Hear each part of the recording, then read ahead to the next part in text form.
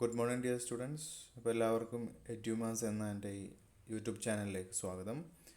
അപ്പോൾ നമ്മൾ ഡിസ്കസ് ചെയ്തുകൊണ്ടിരിക്കുന്നത് ഇൻകം ടാക്സ് ആണ്. 5th സെമസ്റ്റർ BComൻ്റെ ഇൻകം ടാക്സ് ആണ് ഡിസ്കസ് ചെയ്തുകൊണ്ടിരിക്കുന്നത്. അപ്പോൾ അതിൽ ചാപ്റ്റർ 5 ആണ് ഇൻകം ഫ്രം ഹൗസ് പ്രോപ്പർട്ടി. അതിൻ്റെ പാർട്ട് 3 ആണ് ലാസ്റ്റ് ക്ലാസ്സിൽ നമ്മൾ മനസ്സിലാക്കിയത്. ഇനി പാർട്ട് 4ലേക്ക് പോവാം. അപ്പോൾ നമ്മൾ ഡിസ്കസ് ചെയ്തുകൊണ്ടിരിക്കുന്നത് annual value, gross annual value, അതിൻ്റെ കാൽക്കുലേഷൻ, ആ ഒരു ഏരിയയാണ് നമ്മൾ പറഞ്ഞുകൊണ്ടിരുന്നത്. അപ്പോൾ അതിൽ പല സാഹചര്യങ്ങളിൽ ആനുവൽ വാല്യൂ എങ്ങനെ കമ്പ്യൂട്ട് ചെയ്യുന്നു എന്നതാണ് നമ്മൾ പഠിച്ചുകൊണ്ടിരിക്കുന്നത്. അപ്പോൾ ആദ്യം നമ്മൾ കണ്ടു, പ്രീവിയസ് ഇയറിൽ ഭാഗികമായിട്ടോ അല്ലെങ്കിൽ മുഴുവനുമായിട്ടോ ഒരു let out house property vacant ആയാൽ അതിൻ്റെ ഗ്രോസ് ആനുവൽ വാല്യൂ എങ്ങനെ കാൽക്കുലേറ്റ് ചെയ്യും. ഇതാണ് നമ്മൾ കഴിഞ്ഞ ക്ലാസ്സിൽ മനസ്സിലാക്കിയത്. ഓക്കെ, അതിലൊരു പ്രോബ്ലം കണ്ടു. ഇനി അതിൻ്റെ രണ്ടാമത്തെ ഓപ്ഷനാണ്, രണ്ടാമത്തെ ഒരു സിറ്റുവേഷനാണ് ഇവിടെ കാണാം. ഈ രണ്ടാമത്തെ പോർഷൻ നോക്കുക, gross annual value of self occupied property.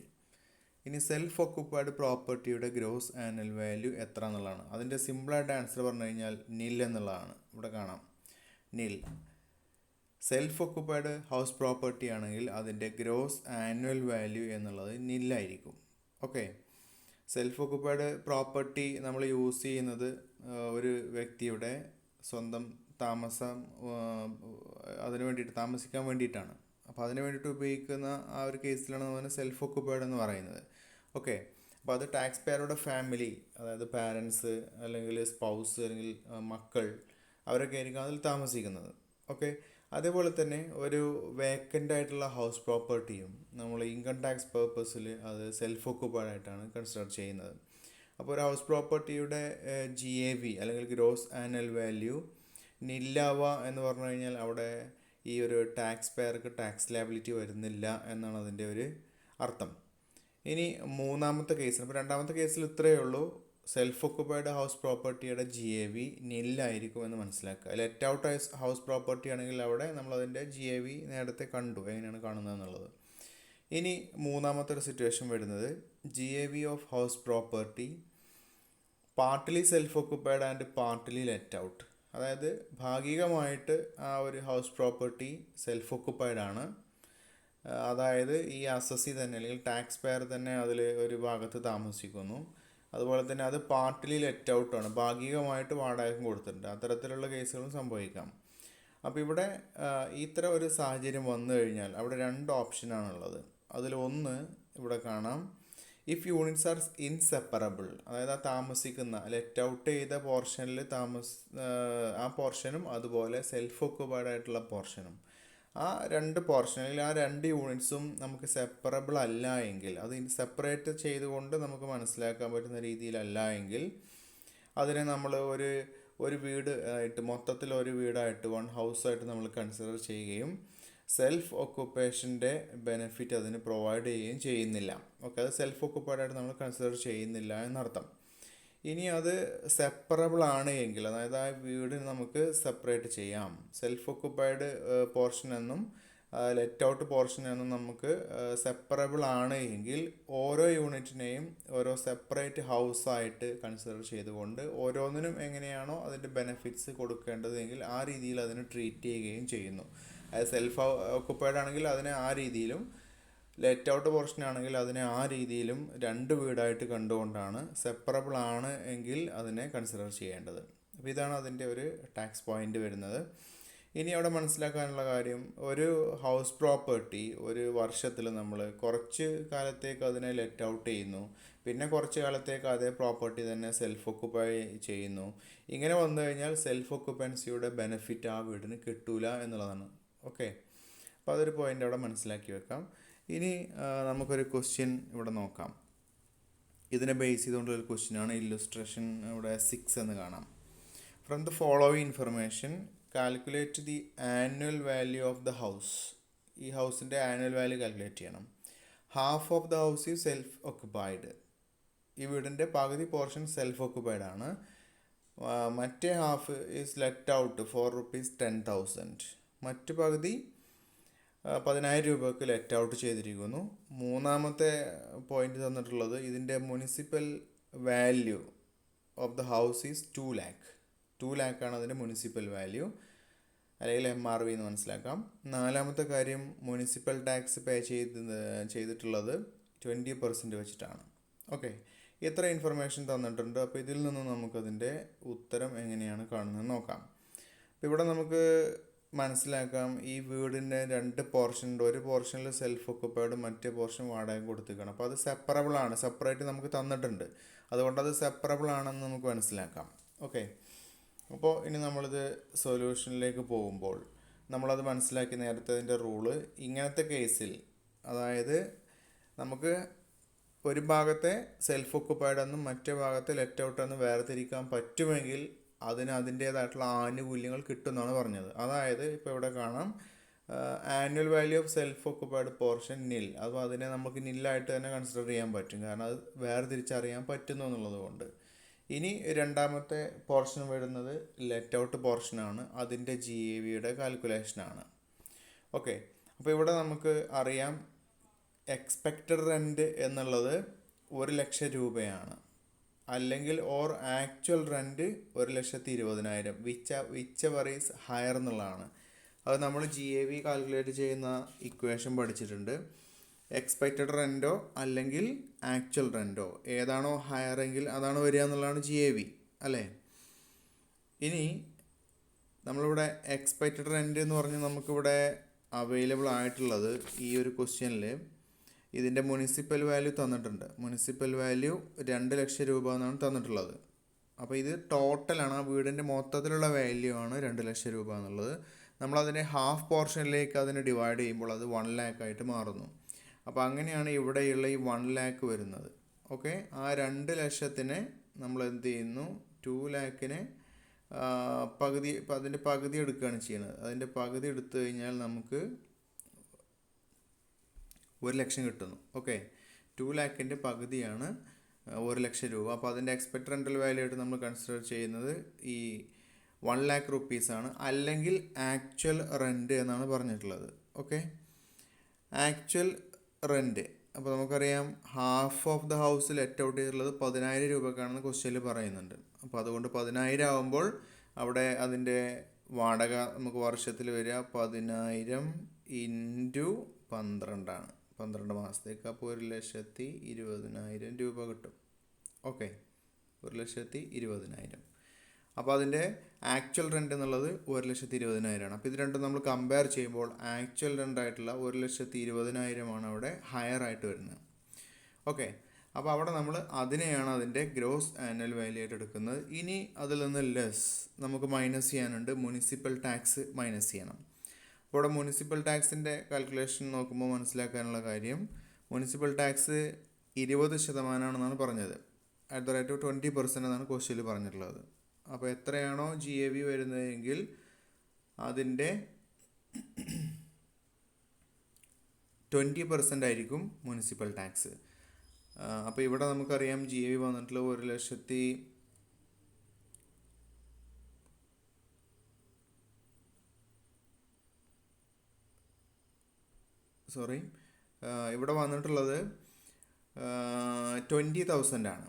Okay, ഇവിടെ നമുക്ക് കാണാം 20,000 ആണ് ഇവിടെ മുനിസിപ്പൽ ടാക്സ് വന്നത്. അപ്പം അത് വരിക പകുതിയാണ് എടുത്തിട്ടുള്ളത്. ഇവിടെ നമുക്ക് അതിൻ്റെ ആൻസർ പോർഷൻ എഴുതിയെടുത്ത് കാണാം, ലെസ് മുനിസിപ്പൽ ടാക്സ് ഹാഫ് എന്ന് എഴുതിയിട്ട് 20,000 ആണ് വന്നിട്ടുള്ളത്. അപ്പോൾ എങ്ങനെയാണ് അത് 20,000 എന്ന് വരുന്നത്? ഓക്കെ, അപ്പോൾ മുനിസിപ്പൽ വാല്യൂ തന്നിട്ടുണ്ട് 2 ലാക്കാണ്. അത് ക്വസ്റ്റ്യനിൽ പറഞ്ഞിട്ടുള്ളത് ടോട്ടൽ ഹൗസിൻ്റെ മുനിസിപ്പൽ വാല്യൂ 2 ലാക്കാണ്. അപ്പോൾ അതിൻ്റെ 20% ആണ് അവിടെ ടാക്സ് വരുന്നത്. അപ്പോൾ 20% വരുമ്പം 40,000 എന്നാണ് വരിക. ഈ 40,000-ൻ്റെ പകുതി അത് മാത്രമേ നമ്മളിവിടെ കൺസിഡർ ചെയ്യുള്ളൂ. ആ പകുതി എടുത്തു കഴിഞ്ഞാൽ അത് 20,000 വരും. അപ്പോൾ 40,000-ൻ്റെ പകുതിയാണ് 20,000. അങ്ങനെയാണ് അതവിടെ എടുത്തിട്ടുള്ളത്. ഓക്കെ, പകുതി എടുക്കാനുള്ള കാര്യം എന്താണെന്ന് വെച്ച് കഴിഞ്ഞാൽ ഇവിടെ ഈ വീടിൻ്റെ ഹാഫാണല്ലോ ലെറ്റ് ഔട്ട് പോർഷൻ. അപ്പോൾ എല്ലാത്തിനെയും നമ്മൾ ഹാഫായിട്ട് കൺസിഡർ ചെയ്യുകയാണ് ചെയ്യുന്നത്. ആ രീതിയിൽ നമ്മൾ കൺവേർട്ട് ചെയ്യുന്നു. ഓക്കെ, അപ്പോൾ 1,20,000-ൽ നിന്നും പിന്നീട് ഈ 20,000 ലെസ് ചെയ്യുന്നു. അത് ചെയ്ത് കഴിഞ്ഞാൽ 1,00,000 രൂപ എന്ന് കിട്ടും. ഇവിടെ ഈ 1,00,000 രൂപയായിരിക്കും ഇതിൻ്റെ ആനുവൽ വാല്യൂ. ഓക്കെ, അപ്പോൾ മുനിസിപ്പൽ ടാക്സ് ഇവിടെ കാൽക്കുലേറ്റ് ചെയ്തിട്ടുള്ളത് മുനിസിപ്പൽ വാല്യൂ എത്രയാണെങ്കിൽ അതിൻ്റെ പുറത്ത് 20% ആണ് കാൽക്കുലേറ്റ് ചെയ്തിട്ടുള്ളത്. ഓക്കെ, അപ്പോൾ അത്രയേ ഉള്ളൂ ആ ഒരു ക്വസ്റ്റ്യൻ. അത് സോൾവ് ചെയ്യുന്ന രീതി മനസ്സിലായി എന്ന് വിചാരിക്കുന്നു. ഇനി നമുക്ക് അടുത്ത ഒരു പോർഷനിലേക്ക് പോവാം. 4ാമത്തെ ഒരു ഓപ്ഷനാണ്. അപ്പോൾ നമ്മൾ 3ാമത്തെ ഓപ്ഷനാണ് GAV of house partly self occupied and partly let out. ഇനി 4 ഇവിടെ ആക്ച്വലി അതിവിടെ ക്വസ്റ്റ്യൻ ബുക്കിൽ ഉള്ള ഓർഡറിൽ 3 ആണ് എടുക്കുന്നത്. 4 ആക്കിയിട്ട് റീഡ് ചെയ്യാം. ഇപ്പോൾ നോട്ട്സ് പ്രിപ്പയർ ചെയ്യുമ്പോൾ അത് 4 ആയിട്ട് എഴുതുക. Gross annual value deemed to be let out. ഇനി deemed to be let out എന്ന് പറയുന്ന ഒരു സിറ്റുവേഷൻ വന്നേക്കാം. അതായത് ഒരു അസസി അല്ലെങ്കിൽ ഒരു ടാക്സ് പെയർ അദ്ദേഹത്തിന് 2ൽ കൂടുതൽ ഹൗസ് പ്രോപ്പർട്ടി ഉണ്ടായിരിക്കുക. അങ്ങനെ ചിലപ്പോൾ സംഭവിക്കാം. ഓക്കെ, 2ൽ കൂടുതൽ ഹൗസ് പ്രോപ്പർട്ടി ഉണ്ടായിരിക്കുക. അതെല്ലാം തന്നെ അദ്ദേഹം സെൽഫ് ഒക്കുപ്പേഷന് വേണ്ടിയിട്ട് അല്ലെങ്കിൽ സെൽഫ് ഒക്കുപ്പൈഡ് ആയിട്ട് ഇരിക്കുന്ന ഒരവസ്ഥ ഉണ്ടാവാം. അപ്പം അങ്ങനെ വന്നു കഴിഞ്ഞാൽ നിയമപ്രകാരം അദ്ദേഹത്തിന് 2 മാത്രമേ സെൽഫ് ഒക്കുപ്പൈഡ് എന്ന ആ ഒരു സ്റ്റാറ്റസിൽ അദ്ദേഹത്തിന് കിട്ടുന്നുള്ളൂ. അപ്പോൾ 3ാമത് വരുന്ന ആ ഹൗസിനെ നമ്മൾ deemed to be let out എന്ന രീതിയിലാണ് അതിനെ പരിഗണിക്കുന്നത്. അതായത് അത് ആക്ച്വലി ലെറ്റ് ഔട്ട് ചെയ്തിട്ടില്ല, പക്ഷേ അതിനെ അങ്ങനെ കൽപ്പിക്കുന്നു, അത് ലെറ്റ് ഔട്ട് ചെയ്തതായിട്ട് നമ്മൾ കൽപ്പിക്കുന്നു. അപ്പോൾ കൽപ്പിതമായ രീതിയിലുള്ള ഒരു വാടക കൊടുത്ത രീതിയിൽ കണക്കാക്കുന്ന ആ ഒരു സിറ്റുവേഷനെ പറ്റിയിട്ടാണ് ഇവിടെ പറയുന്നത്. അപ്പോൾ അത് പറഞ്ഞ് മനസ്സിലായെന്ന് വിചാരിക്കുന്നു. ഒരു വ്യക്തിക്ക് 2ലധികം വീടുകളുണ്ട്. അത് സെൽഫ് ഒക്കുപ്പേഷന് വേണ്ടിയിട്ട്, അതായത് സെൽഫ് ഒക്കുപ്പൈഡ് ആണ്, അയാൾ തന്നെ മാറി മാറിയൊക്കെ താമസിക്കുന്ന കേസുകളാവാം. അപ്പോൾ അങ്ങനെ വന്നു കഴിഞ്ഞാൽ ഈ 3 ഹൗസ് വന്നാൽ എന്താണ് അതിൻ്റെ റൂൾ എന്നുള്ളതാണ് മനസ്സിലാക്കാനുള്ളത്. അപ്പോൾ ഇത് മുൻപത്തെ വർഷങ്ങളിലൊന്നും തന്നെ ഈ ഒരു ആനുകൂല്യം കിട്ടിയിരുന്നില്ല. മുൻപേ കിട്ടിയിരുന്നത് ഒരു വീട് മാത്രമാണ് സെൽഫ് ഒക്കുപ്പൈഡ് കേസിൽ നമ്മൾ കൺസിഡർ ചെയ്യുന്നത്. ബാക്കി 2ഉം ഇപ്പോൾ 3 വരികയാണെങ്കിൽ ബാക്കി 2ഉം deemed to be let out എന്ന രീതിയിലാണ് പരിഗണിച്ചിരുന്നത്. പക്ഷേ 2020-21 അസസ്മെൻറ്റ് ഇയർ മുതൽക്ക് 2 വീടിൻ്റെ ആനുകൂല്യം ടാക്സ് റൂൾസിൽ കൊടുത്തിട്ടുണ്ട്. അതായത് 3 വീടുള്ള ആൾക്ക് 2 വീടിനെ സെൽഫ് ഒക്കുപ്പൈഡ് ആയ രീതിയിൽ അദ്ദേഹത്തിൻ്റെ ഇഷ്ടപ്രകാരം കണക്കാക്കി 3ാമത്തെ വീടിനെ deemed to be let out എന്ന സ്റ്റാറ്റസ് കൊടുക്കാവുന്നതാണ്. ഓക്കെ, അപ്പോൾ ഇതെങ്ങനെയാണ് കാൽക്കുലേറ്റ് ചെയ്യുക എന്നുള്ളതാണ് നമുക്കിവിടെ മനസ്സിലാക്കാനുള്ളത്.